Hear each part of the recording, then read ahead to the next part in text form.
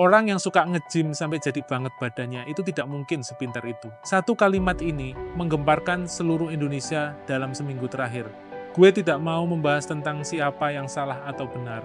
Yang menarik adalah kenapa pernyataan sepele tentang gym bisa bikin ribuan dokter, trainer, bahkan Deddy Corbuzier turun tangan.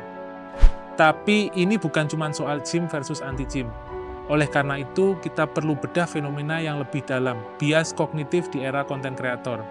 Timothy Ronald, konten kreator saham dengan jutaan pengikut, sedang ngobrol santai di podcast. Dia bilang gym itu aktivitas paling goblok yang pernah dia temui.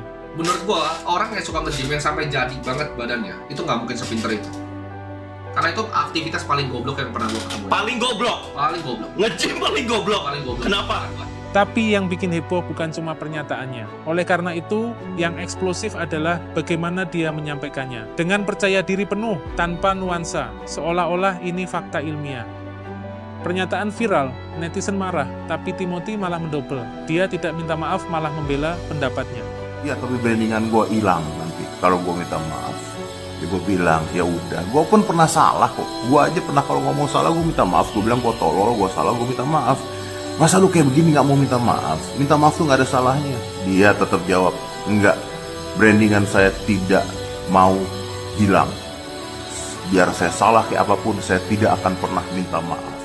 Tapi plot twist, ini bukan pertama kalinya Timothy bikin pernyataan kontroversial.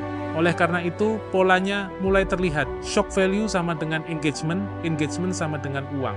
Tapi sekarang kita pause sebentar untuk konteks yang lebih panjang.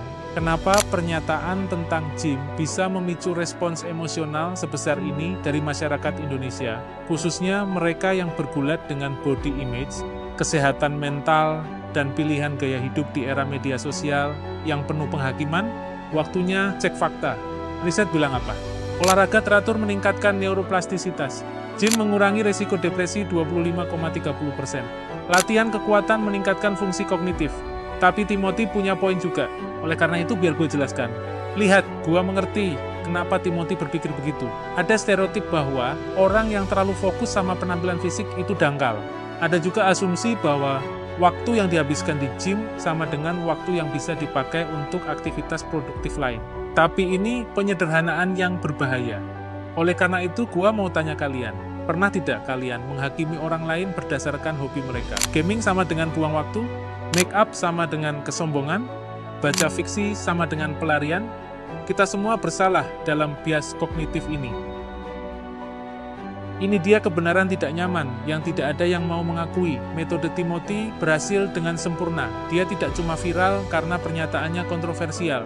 Dia viral karena dia berhasil memicu naluri tribal kita.